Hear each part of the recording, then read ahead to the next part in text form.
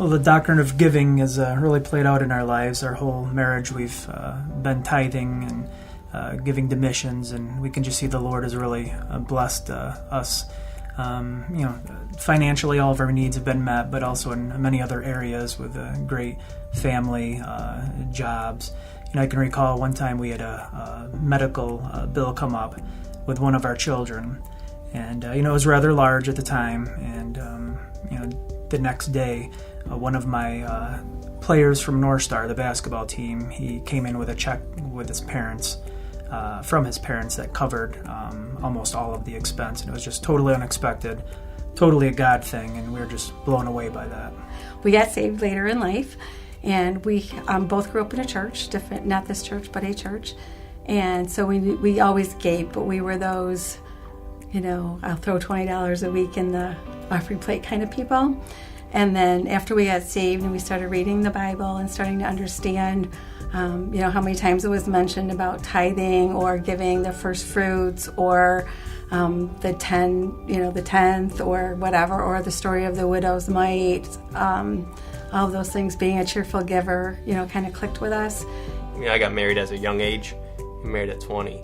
So feeling like being so young, but in my mind feeling like I had to be so mature and grown up that, I knew I had to start out right. And, right from the get-go, tithe was, a big thing in my mind. Our parents have both led by example and trained us. Young, I remember bringing like a pocket full of quarters for my Sunday school classroom and thinking I was so cool because I put a whole handful in when they asked for the offering in our class.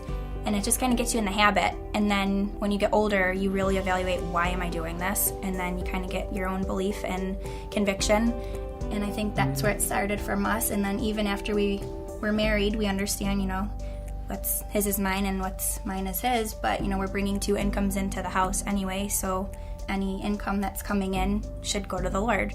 Once we realized that we needed to give, we should be giving, because when we got saved, we didn't know all these things. And once we started realizing we needed to give, we gave a little.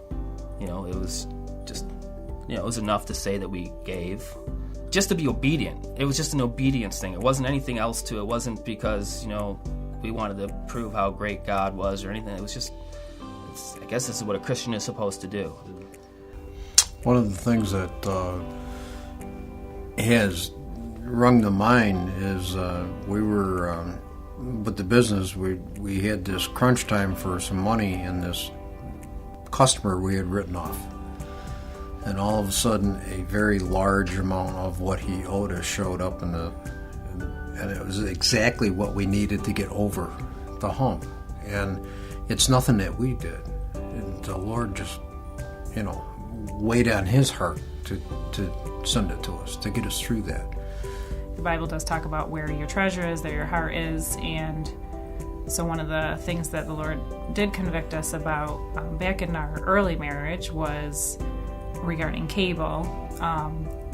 This was during the time when the church was going through doing some of the missions banquets, and we thought, hey, we're spending this money on cable TV when, there's missionaries out there that we can go without that, and we can support a missionary just with the money that we were spending on cable.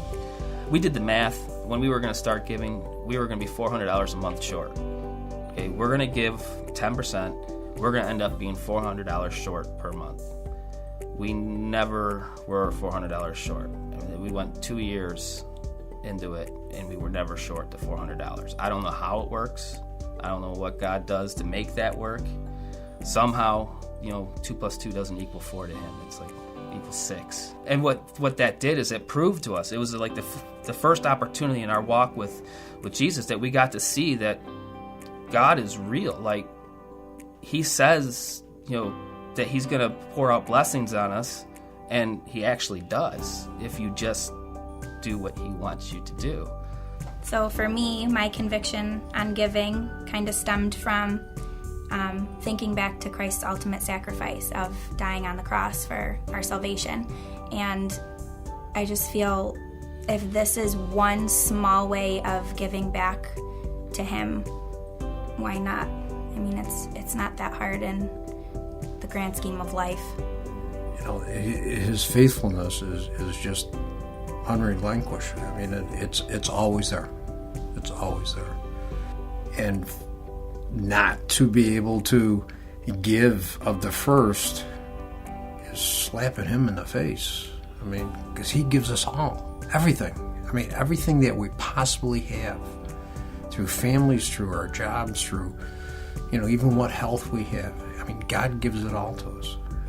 Well, in Philippians, I think it's 4:19 says, but my God will supply all your need according to his riches in glory by Christ Jesus. And I mean, the great story about that is it wasn't even just our needs. I mean, we got some wants in there too. So he didn't even just say, okay, well, here's food and clothing, but we even got to go out for pizza, and we got to go to a movie, and we got to go to Sky Zone, and so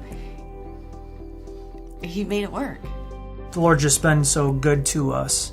And, I just think of 2 Corinthians 9, I cheerfully give. I don't give out of grudgingly or anything like that, just because the Lord has just proven himself, and it's just so easy to give, and it's so easy to be cheerful when I give, because the Lord has just shown himself strong on our behalf, not only financially, but in so many other areas of my life.